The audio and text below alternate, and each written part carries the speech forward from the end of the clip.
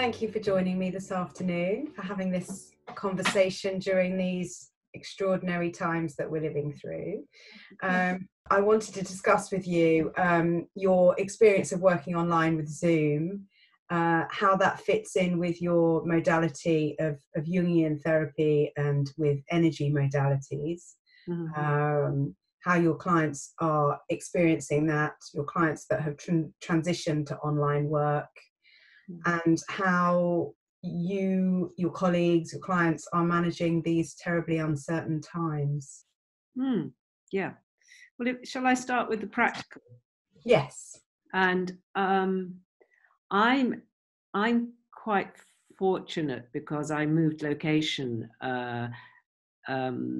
just over a year ago, and so I actually took quite a lot of my work with me online. Okay. Because in particular supervisees wanted to stay with me. Mm-hmm. And I'd also had previous experience of doing working psychotherapeutically online. I have to say it's not my preference, and in particular I hardly ever do work online with somebody I don't know. I haven't actually met face to face. So quite often I've worked online because I've started working with somebody and they've moved away, as in this case, I've moved away. Or perhaps I'm supervising colleagues who are sometimes at the same CPD events as me, so that we have an embodied encounter as well as a virtual encounter. So I have had to move some clients online, but what I haven't had to do is suddenly change everybody to online. Yeah. And of course, number one, that means I'm actually familiar with the technology. Yeah. And I think for some of my colleagues, Zoom is a new medium. And so it must be quite hard to work if you're trying to work out if you're doing it right. Yeah. I don't think it's the same. One of the things I try and be very disciplined about, because what one doesn't have is that experience of going to the door to open the door to somebody, where you have somebody crossing a threshold, and that in a way marks the beginning of the session, and then you close the door. I like the way Zoom rings a bell if you arrive. Yes. And so I do try, I'm very aware that we can use online stuff in other ways in quite a mindless way. We can be watching television, or we can be playing with games, or chatting to friends on Facebook in a way that's a little bit detached and not really present, because we use it for recreation. So I think it's really important when you're working online with clients to find ways of centering yourself. So I'm not actually sitting in the chair I use for online right now, but I sit in the same chair. I have a sort of spacious area around me, perhaps with a glass of water. Because I've been checking the news quite a bit, which we can come on to that later, I also try and put a buffer in. I try and put perhaps play some relaxing music, just to really let go of all that news and data and worry and anxiety, so that I can be really present. And that's really important. Another practical thing I've noticed is that, of course, when we're in the consulting room, although we're mostly, unless you're doing any sort of drama therapy or something like that, you're sitting, but people move around as they sit. And what we kind of, we do this, we do this. Yeah. And what I notice is that when we're having conversations online, we're often sitting quite still. Yeah. And I think it becomes more important I'm hearing colleagues talk about how exhausting it is. Oh, interesting. And I'm thinking that that's not just about the new medium, but it might be about not moving so much. So I think it might be quite important for us to move in between sessions quite consciously, not just get up and make a quick cup of tea, but actually do some physical stuff, do some really important stretches and, open a window, get some fresh air, step into the garden if you're lucky enough to have one, just to really refresh. Yes, because it's sort of like to sort of dose yourself with a bit of movement and a bit of grounding and a bit of reconnection.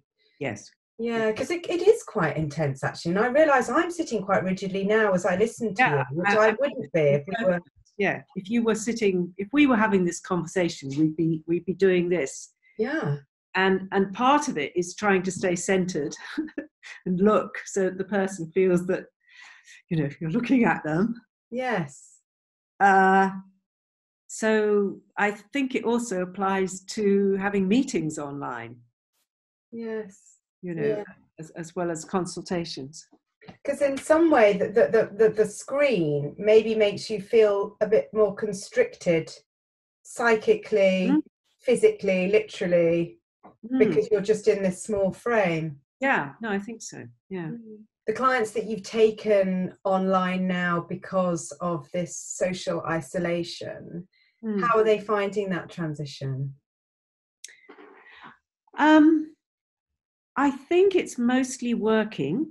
What I'm very aware of is that for some people, there's a real tension over confidentiality because they may not have I'm very aware of people saying, oh, I just need to shut a door, or I just need to check where so-and-so is doing their homework or something like that. So the space doesn't feel as protected. Yeah. And I've also had supervisees report that it doesn't feel safe. So there's also that experience of people being able to talk about uncomfortable experiences and emotions in the presence of another, which doesn't seem to get fully mediated if you're present to each other online. Right. Now, because there's a difference between actually having somebody in the same room as you who is clearly giving your whole attention and the virtual space. I mean, I'm sure it can be worked on, and maybe we can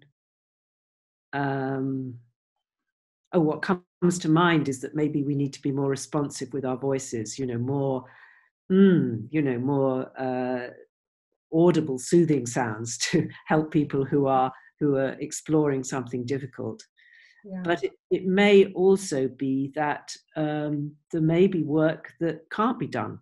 We may notice that because the privacy constraints aren't good enough, or the containment isn't good enough. Yeah. And sometimes it will be, Yeah.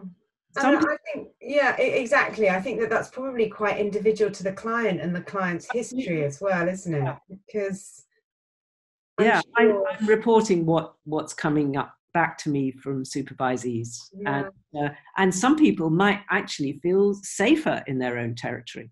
Yeah, that's true. With their cat on their lap, or Yeah.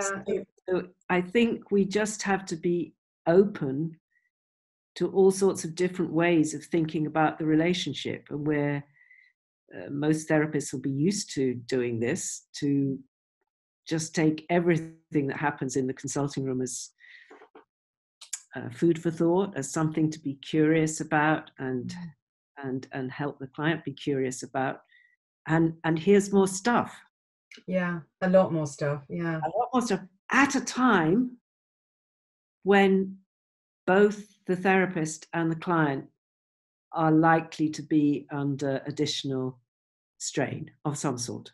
Yes. So it's quite a thing, really. Everyone must be dysregulated to a certain degree at the minute. Yes, I think so. And I read a beautifully simple description of this, which is doing the rounds. And I just think it explains it beautifully. It's that there is a threat, and the part of our brain that is used to dealing with threat, who that thinks there's a bear, there's a, or whatever it is, the saber-toothed tiger, wanting to go into fight and flight. Well, actually, we're being told to stay at home. Yeah. Yeah. So the fear mobilizes us in healthy ways, appropriately, even though we can't actually run away from a virus. And I suppose the self-isolating is a kind of running away, but at the same time, we're being called on to stay in and not move. Yes. And so this author was reflecting that maybe we're all going a bit weird and a bit mad, and we start worrying about things we wouldn't usually worry about, or getting angry or frightened, or not sleeping as well. I mean, all sorts of things, but it's to be expected. I think it would be really weird to be smiling through this. Yeah. And I suppose it's how each individual interprets this imminent threat and what sort of a narrative they give it. Yes. Yeah, no, I think that's also the case, and maybe what it reminds them of as well. Yeah. Memories of being in hospital, experiences of being in hospital, experiences of being ill. There will be family histories of great grandparents who died in the Spanish flu. Yes. There will be families who were decimated by the First World War, and then other family members died in the Spanish flu, and there's effects of that still reverberating. Yeah, absolutely. And also experiences of lockdown. It can be. There are other situations where people in the past have been subject to lockdown. Political unrest, those sorts of situations. Yes, yeah, and not that many generations away. Yeah. Secluded isolation. Yeah. So, but also what it means to the individual. The individual who needs a lot of exercise and won't be getting as much, or the individual who's very gregarious. Yeah. Online is good, but it's not as good. No, it's definitely not. No.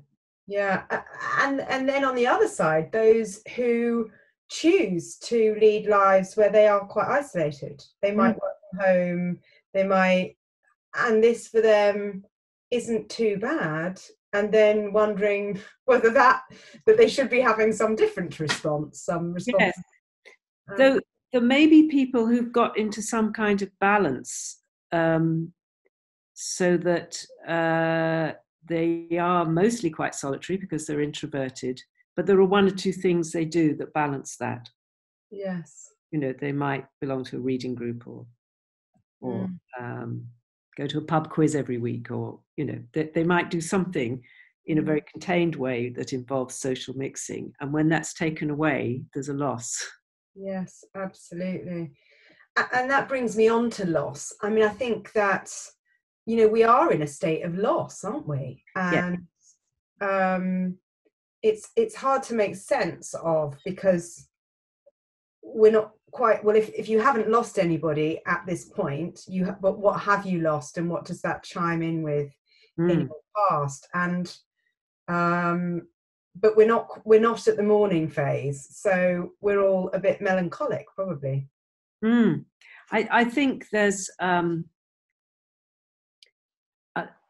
think particularly for psychotherapists, we live quite solitary lives.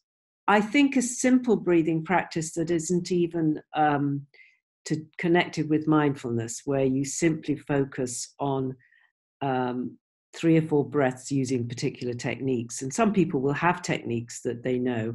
So for example, what's called a square breathing technique, where you breathe in for 4, you hold for 4, you out breath for 4, hold for 4.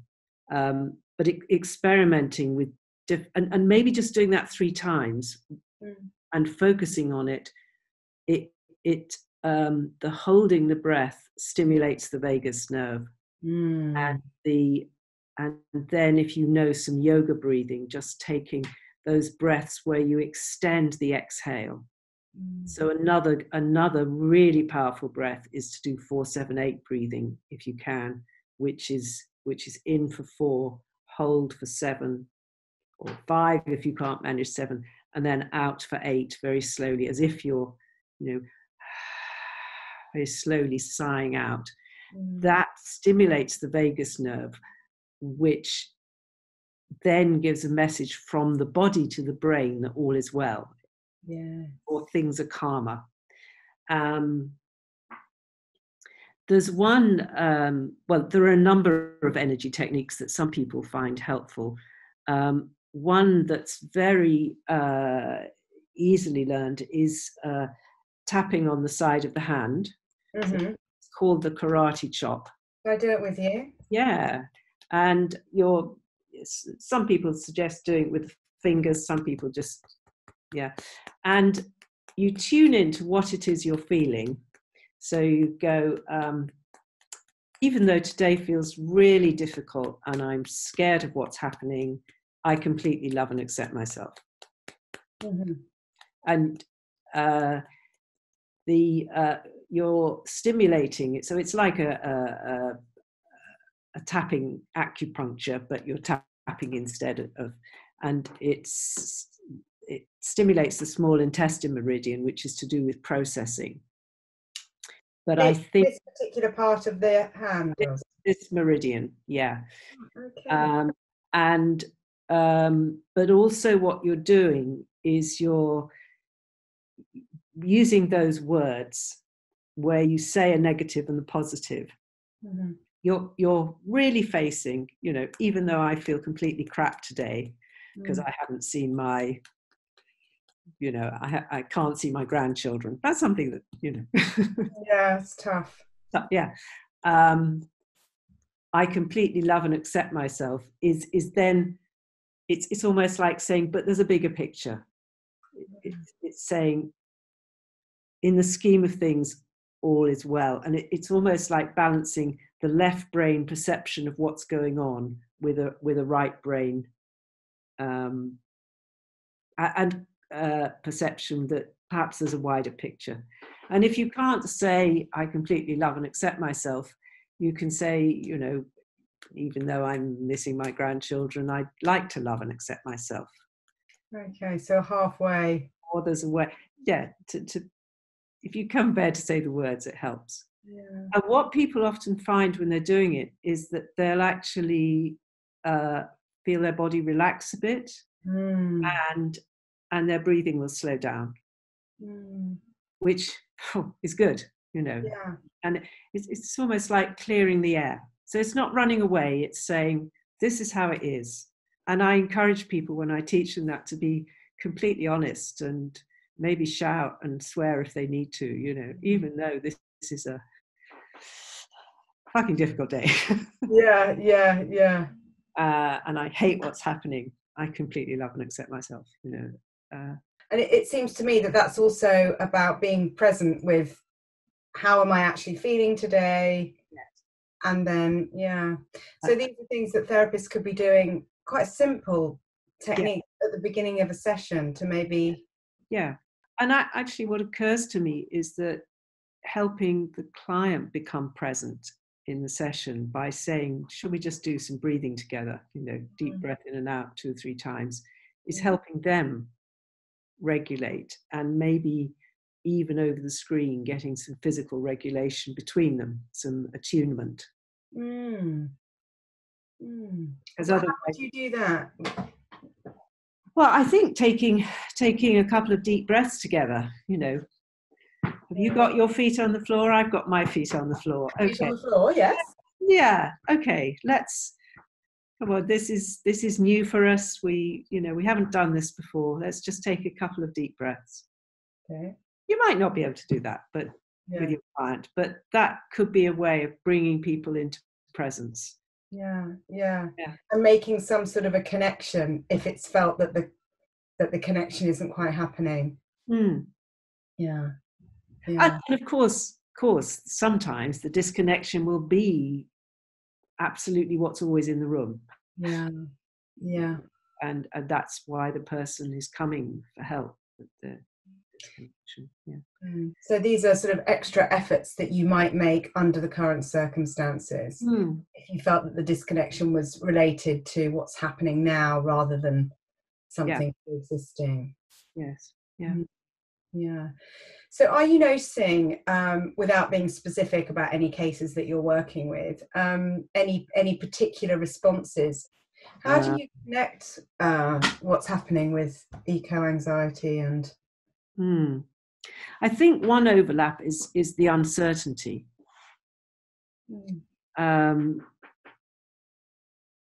I suppose another very strong overlap is that eco-anxiety is just a shorthand and does cover many, many emotions of despair and grief and anger, worry about the future. Should I have children or not?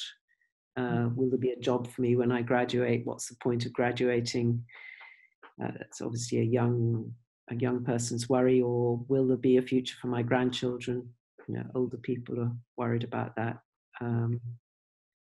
And I think there is a very specific overlap with what's happening that's making some young people specifically angry because they've been campaigning for their own futures. The activists have been campaigning. The school strikes and youth activists have been saying, look, you grown-ups aren't sorting this out. This is our future. And I think there's a little bit of a parallel. I mean, it does seem as if older people are more vulnerable to the deleterious effects of coronavirus. They're more likely to be admitted to hospital. They're more likely to die. There are younger people who are affected, healthy people. And so I think there are some young activists who've been expressing feelings about, look at all these measures happening to protect the elite. And what about our futures? Oh, I see that there's been quite a mobilization of effort around this immediate threat. Yes. But not in relation to... Exactly. And I think that's probably a frustration that that many climate activists feel of all ages.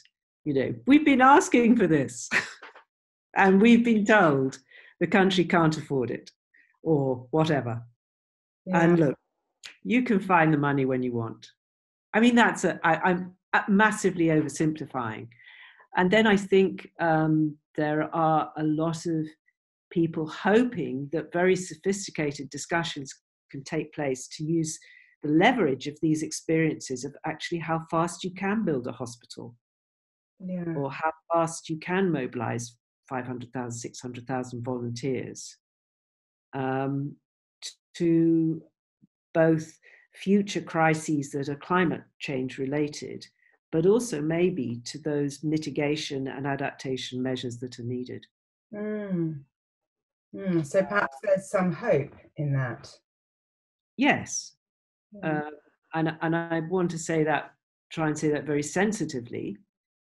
But suddenly bicycle stores are allowed to stay open because they're deemed essential.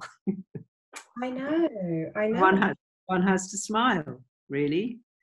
And it is said that the number of deaths from pollution in China fell. I mean, in this country, we have 25,000 excess deaths due to pollution a year. And it'd be interesting to see if those are affected. But I really don't want to underestimate the pressure people are under, and particularly the people on 0 hours contracts and and people living in crowded conditions, women in violent relationships. This is, and one can't help thinking about what happens when Corona gets to a refugee camp, where there are people who are already vulnerable with very little resources. And I think we have to be very careful about looking for the silver lining. Yeah, I know exactly what you mean. It's I think we have to have certain defenses to protect ourselves when considering the worst, don't we? And that can be the silver lining around the ecological shift that may happen. But yeah, we have to hold in mind those who are really the most vulnerable. Absolutely. And I think also recognize that to be able to think in that way is often the result of privilege. Yeah. Because we may have incomes that aren't so disrupted, or we may have enough space, or we may, we may have constraints on us, but to have the space to think about the silver lining is itself a privilege. Yeah. And that's massively important. Having said that, there has been a lot of thinking within parts of the climate change movement about creating resilient societies. And there's somebody called Bob Doppelt, who's done a lot of work on what he calls transformational resilience, and what makes individuals resilient, and how you can roll that out in communities, what makes communities resilient, what makes organizations resilient. Very practical action research involving whole communities. And of course, this is terribly relevant. Yes. And I think it'll be interesting to see how some communities will emerge stronger, because this is a real challenge to find the resources within the community, and almost demonstrate, gosh, we can be resilient. Yes. Well, I hope so. I hope people can be. I mean, we're not going to know, are we? And I think we're right in the trauma at the moment, aren't we? So we don't. I think so. Yes. I mean, personally, I still feel quite shocked by it, and it wasn't unexpected. No. Because I'd been following the news in China and then Italy, and I knew it was going to happen. So, at that sense, I wasn't shocked or surprised, but really processing the impact of actually what it means to essentially be locked down and only allowed out once a day, or it's a thing, it's, and you can't pretend otherwise. I think it's the same as well. I think embodiment of this illness, which impacts the lungs. Yes.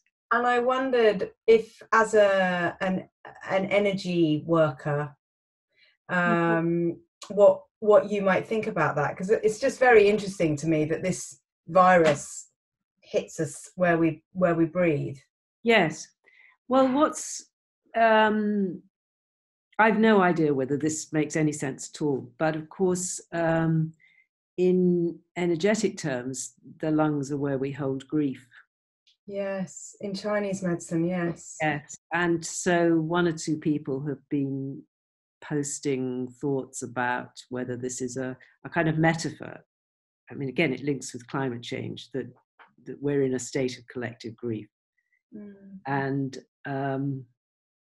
so that's about the meaning, and also about the pollution in the air we breathe. There's another factor. It's almost as if those who get ill, their lungs are giving up. And it does also seem there's a kind of excess reaction. It's almost like an autoimmune reaction, and which is almost as if the body is fighting it so hard it begins to attack itself. Yeah. but I think we have to be careful with analogies. We can think about them as metaphoric. It's a way to attack people, isn't it, through the lungs? People would, in war, we use gas, not just in past wars, but in contemporary war. Concentration camps too. Yeah, and yes, the possibility that it's been used in Syria, for example. But who knows? I think we can wonder and we can speculate. And, but breath is also a way we can calm ourselves. Yeah, I think that's really interesting. And actually, I think on a practical level, if one was to catch this illness, the importance of attempting, because probably if you get ill, you're going to feel pretty anxious about the fact that you're ill, but to be able to kind of manage and slow down the response of the lungs to the illness through the square breathing or the 4-7-8 breathing, these things could be really important. Well, and also to a more fundamental level, when we're anxious, our immune system goes, it affects stress affects the immune system. Yeah. So another good reason, actually preventatively, is to do things that make us calmer. We're not going to get to a state of complete Buddhist equanimity in these times. Not right now. But we can be calmer. We can find ways of being a bit calmer that aren't about using alcohol or and that we may well be helping our immune response if we get calmer. I think that's helpful to think that you're really looking after yourself if you're basically calmer and trying to have a nice time, even if that feels really challenging. And support your body at this time. Is there anything else that you want to add, or well, I'll probably think of something afterwards because one always does, but no, I don't think so. I think we've covered a lot of ground, and it's lovely to be able to talk. Well, thank you very much. Thank you for your time this afternoon, and I look forward to speaking to you again. Bye.